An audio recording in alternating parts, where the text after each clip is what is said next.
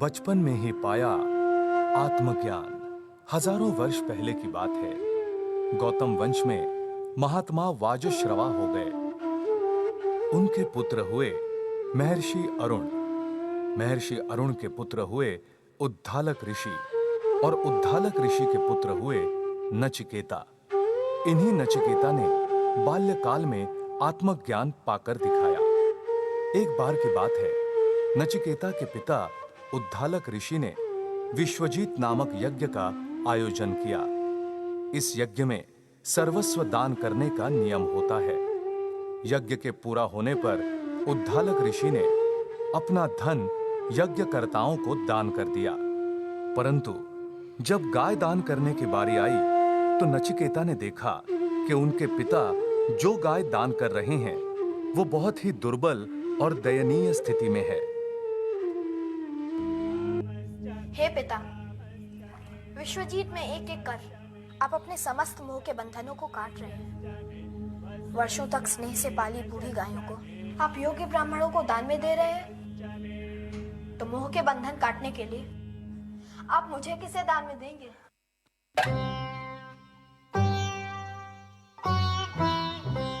पिता के मोह के बंधन काटने को इतना ही उत्सुक है तो सुन। मृत्यवे त्वाम ददामि, मैं तुझे मृत्यु को देता हूं। वाजश्रवस, ये तुम क्या कह रहे हो? मैं मृत्यु के पास जाने को तैयार हूं पिता। मुझे मृत्यु को दे, आप अपना यज्ञ पूरा कीजिए।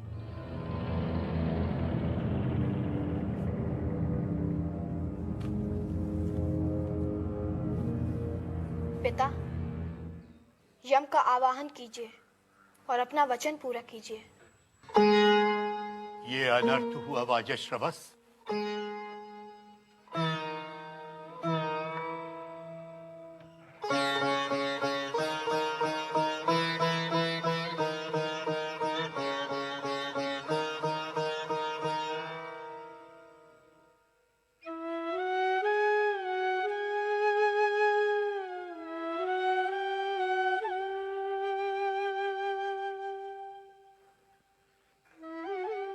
मुझे क्षमा कर दे नचिकेता। मोह में मैं अंधा हो गया था। मैं आपका संकल्प असफल नहीं होने दूंगा पिताजी। नचिकेता आज्ञा पाकर यमपुरी की ओर चल पड़ा। यमलोक पहुंचकर उसे पता चला कि यमराज तो यमपुरी में है ही नहीं। नचिकेता भूखा प्यासा वहीं बैठ गया और उनके आने का इंतजार करने लगा।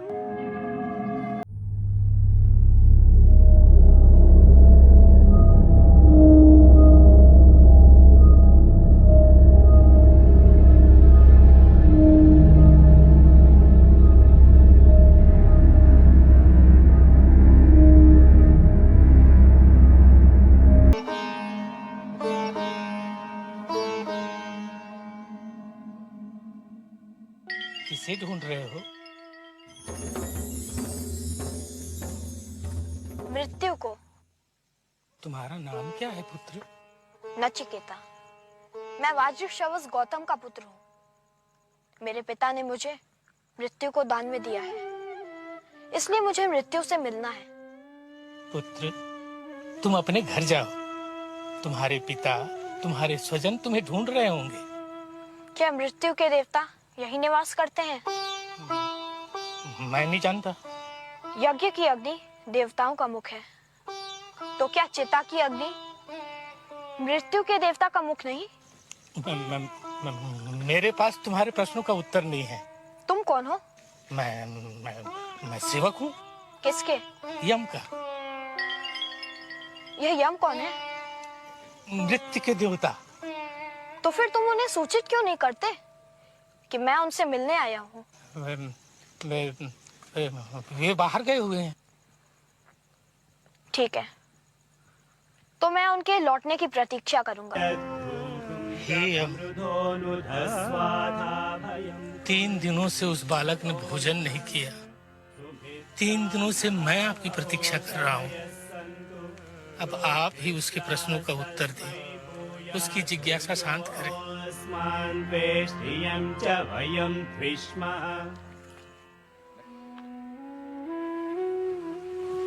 हे ब्राह्मण, तुम मेरे घर पर 3 रात भूखे रहे हो, इसलिए मेरे कल्याण के लिए बदले में 3 वर मांग लो। हे मृत्यु, पहला वर मैं अपने परिवार के कल्याण के लिए, दूसरा वर मैं समाज के कल्याण के लिए, और तीसरा वर मैं स्वयं के कल्याण के लिए मांग रहा हूँ। मेरे पिता मुझ पर प्रसन्न हो और आपकी आज्ञा से घर लौटने पर वे मुझे स्वीकार कर लें। यह मैं पहला वर मांगता हूँ। तथास्तु। अब दूसरा वर मांगो। हे मृत्यु, मैंने सुना है कि स्वर्ग में न मृत्यु का भय है और न बुढ़ापे का, वहां न भूख का भय है और न प्यास का। इसलिए दूसरे वर के रूप में मुझे वह ज्ञान दे जिससे मैं उस अमृत तत्व को जान सकूं, जिसे जानकर मनुष्य दुख मुक्त हो सके। तथास्तु। यह कहकर यमराज ने नचिकेता को अग्नि विद्या का रहस्य समझाया। अब तीसरा वर मांग लो।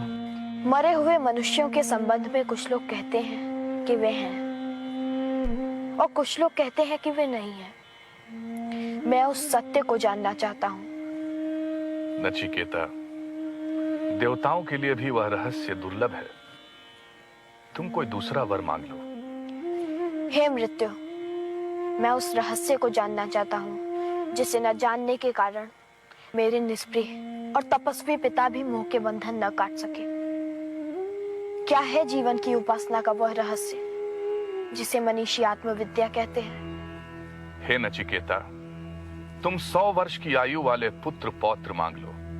पशुधन, हाथी, घोड़े, सुवर्ण, रत्न मांग लो। मर्त्यलोक में जो जो कामनाएं दुर्लभ हैं वह मांग लो। ये स्त्रियां, ये रथ, ये वाद्य मांग लो। ऐसी स्त्रियां जो मनुष्यों को प्राप्त होने योग्य नहीं, उनसे अपनी परिचर्या करवा लो, पर मृत्यु के संबंध में प्रश्न मत पूछो। राज ने नचिकेता की परीक्षा के लिए स्वर्ग के कई सुखों का प्रलोभन भी उसे दिया, मगर वह विचलित नहीं हुआ। हे अंतक, ये सुख, ये भोग कल रहेंगे या नहीं इसका भरोसा नहीं है। भोग से इंद्रियों का तेज कम होता है, इसलिए आपके ये घोड़े, ये नाच, ये गान आप अपने पास ही रहने दें। नवित्तेन तर्पणियों मनुष्य, मनुष्य के धन की प्यास कभी बुझने वाली नहीं। इसलिए मुझे तो आप वही ज्ञान दें जिसे पाकर मनुष्य अमर हो जाता है। नचिकेता वैराग्य की पूर्णता को पा चुका था। वह जानता था कि इहलोक और परलोक के बड़े से बड़े भोग भी आत्मज्ञान के सुख के आगे तुच्छ हैं। हे नचिकेता, जीवन के 2 पथ हैं, एक श्रेय का और दूसरा प्रेय का। प्रेय का मार्ग भौतिकता का, भोग का है। योग का, श्रेय का मार्ग आध्यात्मिकता है। दोनों ही मनुष्य के सामने भिन्न भिन्न रूपों में आते हैं। बुद्धिमान प्रेय की अपेक्षा श्रेय को चुनता है। निर्बुद्ध अपने लिए प्रेय का मार्ग स्वीकार करता है। भोग का मार्ग अविद्या का, अज्ञान का मार्ग है। अध्यात्म का मार्ग विद्या का, ज्ञान का मार्ग है। प्रेय के मार्ग को चुनने वाला सुख को ही सत्य मान बैठता है। श्रेय के मार्ग को चुनने वाला आत्मा को ही सत्य मानता है। प्रेय का मार्ग इंद्रियों की ओर ले जाता है, श्रेय का मार्ग इंद्रियों से परे ले जाता है। हे नचिकेता, आत्मा के सत्य को तर्क से नहीं जाना जाता। श्रोत्रिय और ब्रह्मनिष्ठ गुरु के द्वारा दिए गए ज्ञान से ही आत्मा का सत्य जाना जा सकता है। इसके पश्चात यमराज ने नचिकेता को आत्मा और परमात्मा के बारे में समझाया। हे नचिकेता, इस शरीर को तुम रथ और आत्मा को रथी जानो। बुद्धि को सारथी और मन को लगाम जानो। इंद्रियां रथ के घोड़े हैं और विषय चरागाह। जो चंचल मन का है, जिसने मन की लगाम नहीं खींच रखी, इंद्रियां उसके वश में नहीं रहती। ठीक वैसे ही जैसे दुष्ट घोड़े सारथी के। जो निश्चल मन का है, जिसने मन की लगाम खींच रखी है, इंद्रियां उसके वश में रहती हैं, जैसे उत्तम घोड़े सारथी के। विवेक जिसका सारथी है, जिसने मन रूपी लगाम खींच रखी है, वही मनुष्य अपने गंतव्य तक पहुंचता है। हे नचिकेता, इंद्रियों से इंद्रियों के विषय श्रेष्ठ हैं।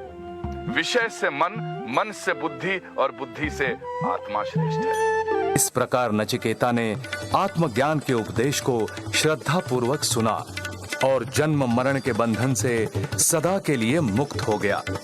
मनुष्य जन्म के परम लक्ष्य को पा लिया।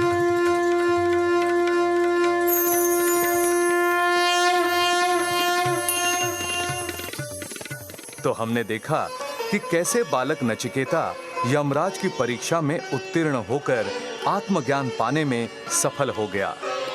पूज्य संत आशाराम जी बापू का बाल्यकाल भी ईश्वर प्राप्ति की तड़प वाला रहा था। बचपन में उनका नाम आसुमल था। विद्यालय में छुट्टी के समय जब दूसरे बच्चे खेलने कूदने में मस्त होते, तब आसुमल वृक्ष के नीचे ध्यान में बैठ जाते थे। प्रभु प्रेम में इतने खो जाते थे कि न तो शरीर की सुध-बुध रहती तथा न ही खाने पीने का ख्याल। घंटों समाधि में बीत जाते। अत्यंत मेधावी और तीव्र बुद्धि के धनी होने के बावजूद बापूजी का सामान्य विद्या के प्रति कभी आकर्षण नहीं रहा। पूरा झुकाव आत्मविद्या के प्रति ही रहा। 11 वर्ष की उम्र में तो अनजाने ही रिद्धियां सिद्धियां उनकी सेवा में हाजिर हो चुकी थीं, लेकिन बापूजी उनमें भी नहीं रुके।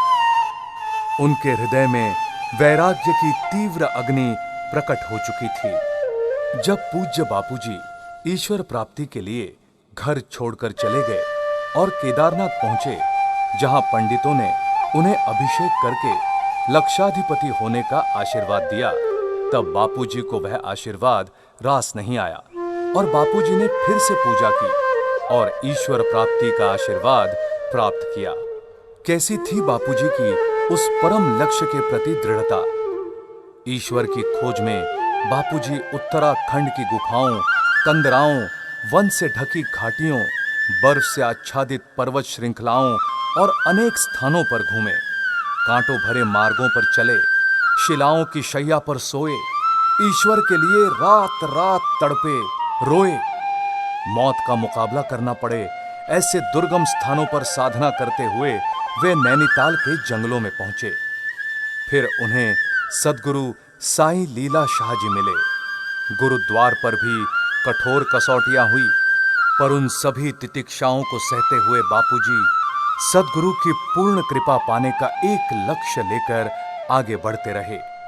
अंततः पिपासु जिज्ञासु बापूजी की साधना पूर्ण हुई और 40 दिन में ही आत्म साक्षात्कार कर लिया। हम भी बापूजी के बच्चे हैं और बापूजी के बच्चे नहीं रहते कच्चे। हम भी ये संकल्प करते हैं कि इसी जन्म में आत्मज्ञान पाकर रहेंगे, आत्म साक्षात्कार करके रहेंगे।